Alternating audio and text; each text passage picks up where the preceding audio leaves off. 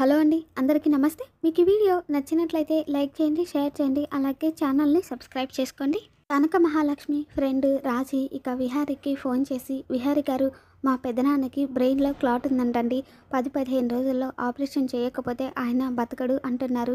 ఇప్పటికిప్పుడు 25 లక్షలు ఆపరేషన్ కోసం సర్దడం అంటే మా పెద్దమ్మకి చాలా కష్టం. ఈ విషయం కనక మహాలక్ష్మికి చెప్తామంటే మా పెద్దమ్మ ఒప్పుకోవడం లేదు. ఇప్పుడు నేను మీకు ఫోన్ చేసిన విషయం కూడా వాళ్ళకి తెలియదండి.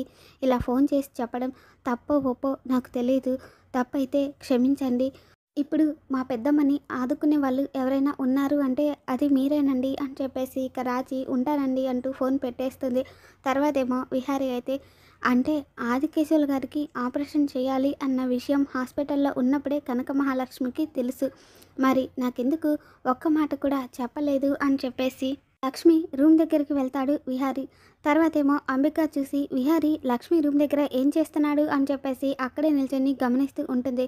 తర్వాతేమో ఇక లక్ష్మి అయితే విహారీ గారు తిన్న ప్లేట్లోనే నేను కూడా భోజనం చేయాలి, అప్పుడే నా పూజ పూర్తవుతుంది అని చెప్పేసి అలా దండం పెట్టుకుంటూ ఉంటుంది. ఇక అప్పుడే విహారీ అయితే లక్ష్మి రూమ్లోకి వెళ్ళిపోతాడు. ఇక అది చూసిన అంబిక అయితే లక్ష్మి రూమ్ దగ్గరికి వెళ్ళి ఇక విహారీ లక్ష్మి ఇద్దరు మాట్లాడుకుంటూ ఉంటే వాళ్ళని చూసి వేటగాడు బాణం గురిపెట్టేటప్పుడు ఎదురుగా వచ్చిన పక్షిలాగా విహారీ నాకు బాగా దొరికిపోయాడు. వీళ్ళిద్దరిని ఇలా రెడ్ హ్యాండెడ్గా అక్కకి పట్టిస్తే విహారీ పరువు తగ్గిపోతుంది, విహారీ విలువ తగ్గిపోతుంది. అధికారం అనే సింహాసనాన్ని నెమ్మదిగా నేను సొంతం చేసుకునే అవకాశం దక్కుతుంది అని చెప్పేసి ఇక అంబిక ఈ గదికి తాళం వేస్తే బెటర్ అని అనుకుంటూ ఇక తాళం తీసుకొచ్చి ఆ గదికి తాళం వేసేసి విహారీ ఇన్ని రోజులు నిన్ను మచ్చలేని చందమామ అని అనుకుంటున్నారు, కానీ ఇప్పుడు చందమామకు కూడా మచ్చ పడబోతుంది, కాదు ఏకంగా బొరదే పడబోతుంది అని చెప్పి అంబిక అక్కడి నుండి వెళ్ళిపోతుంది.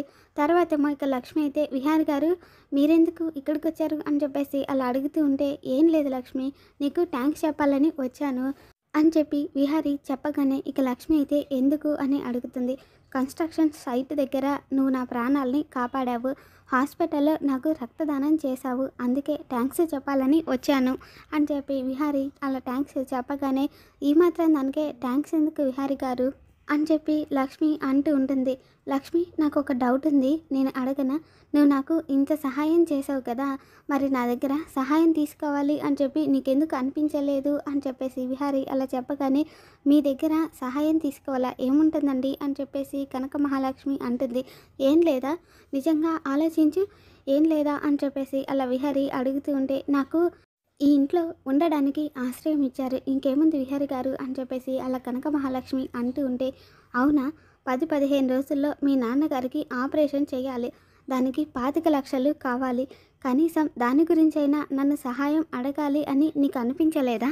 చెప్పు లక్ష్మి, నా దగ్గర సహాయం తీసుకోవాలి అని అనిపించలేదా అని విహారీ చెప్పగానే ఈ విషయాలన్నీ మీకు అనగానే రాజీ ఫోన్ చేసింది, మీ నాన్నగారి ఆరోగ్యం గురించి చెప్పింది, అయినా నువ్వు కూడా హాస్పిటల్కి వచ్చావు కదా, నీకు కూడా ఈ విషయాలన్నీ తెలిసే ఉంటాయి కదా, మరి నువ్వెందుకు చెప్పలేదు, నన్నెందుకు సహాయం అడగలేదు అని చెప్పేసి విహారీ అలా మాట్లాడుతూ ఉంటే ఇక బయటున్న అంబిక అయితే అందరినీ పిలిచి రచ్చ చేయాలి, ఇంట్లో ఇప్పుడు పెద్ద గొడవ సృష్టించాలి అని చెప్పేసి అలా వెళ్ళిపోతూ ఉంటే ఇక అప్పుడే సుభాష్ ఫోన్ చేసి అంబిక అర్జెంటుగా మనం ఎప్పుడు కలిసే ప్లేస్కి రా అని చెప్పేసి అనగానే ఇక అంబిక అయితే ఇప్పుడెందుకు అని చెప్పేసి అడుగుతుంది.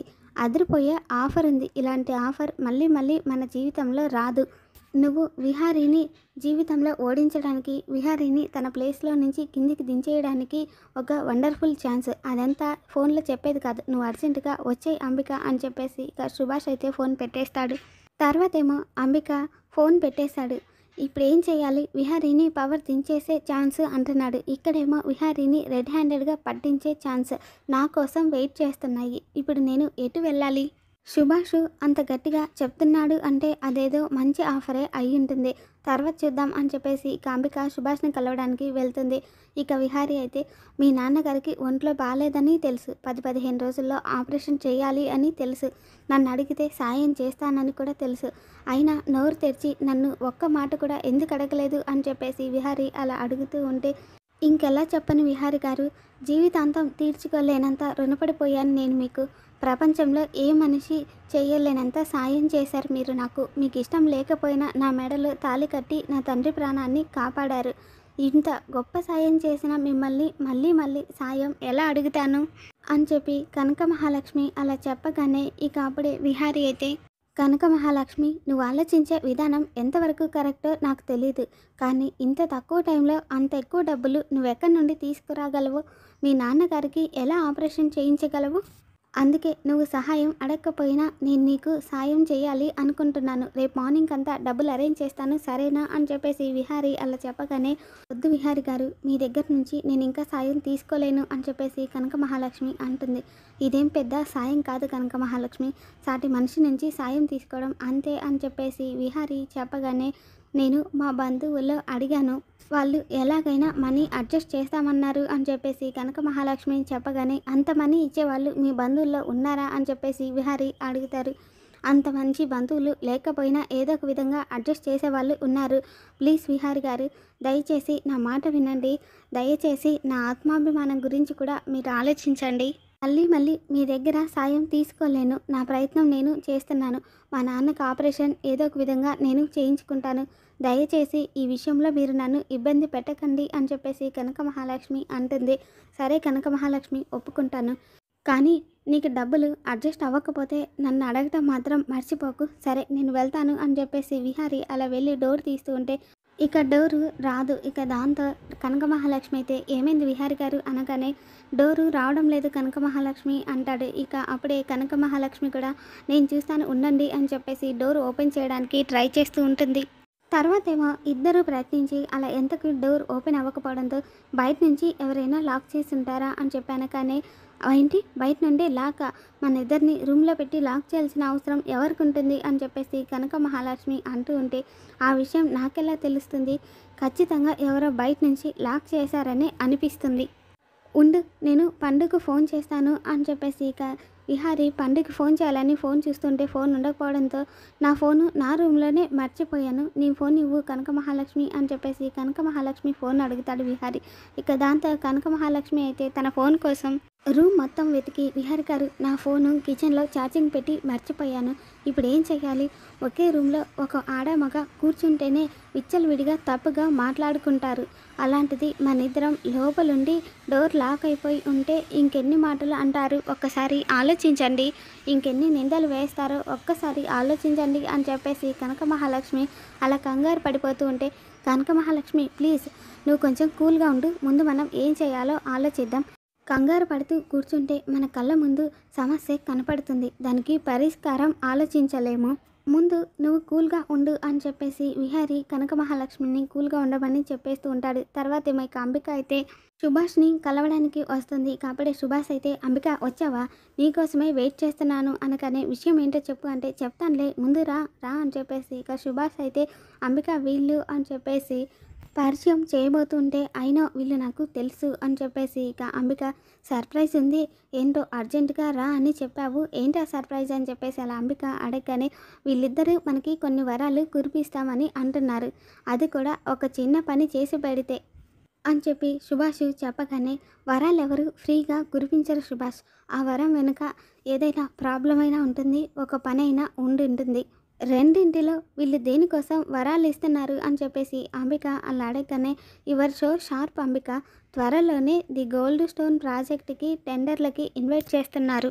500 కోట్ల ప్రాజెక్టు, హైదరాబాద్లోనే అతిపెద్ద ప్రాజెక్టు, దానికి వీళ్ళిద్దరూ కూడా టెండర్ వేయబోతున్నారు. అలాగే మీ విహారీ కూడా టెండరు వేయబోతున్నాడు. విహారీకున్న తెలివితేటలకి తెగింపుకి ఖచ్చితంగా ఈ ప్రాజెక్టు విహారీకే వెళ్ళిపోతుంది. ఆ ప్రాజెక్టు విహారీకి వెళ్ళిపోతే మరి వీళ్ళకేమొస్తుంది? టెండర్లో పార్టిసిపేట్ చేసినందుకు కాస్త టైం వేస్ట్ అవుతుంది. వీళ్ళు ఆ టైం వేస్ట్ చేసుకోకూడదు అనుకుంటున్నారు. ఆ ప్రాజెక్టు వీళ్ళ సొంతం చేసుకోవాలి అనుకుంటున్నారు అని చెప్పేసి సుభాష్ చెప్పగానే, దానికి మనమేం చేయాలి అంటుంది అంబిక. ఏం లేదు అంబిక, ఆ ప్రాజెక్టు విహారీ ఎంతకి కోట్ చేస్తున్నాడో ఆ ఒక్క చిన్న నెంబర్ వీళ్ళకి చెప్తే చాలు అని సుభాష్ చెప్పగానే, విహారీ ఎంతకు టెండర్ వేయబోతున్నాడో తెలిస్తే దాన్ని బట్టి మేము మా టెండరు ప్రిపేర్ చేసుకుంటాం.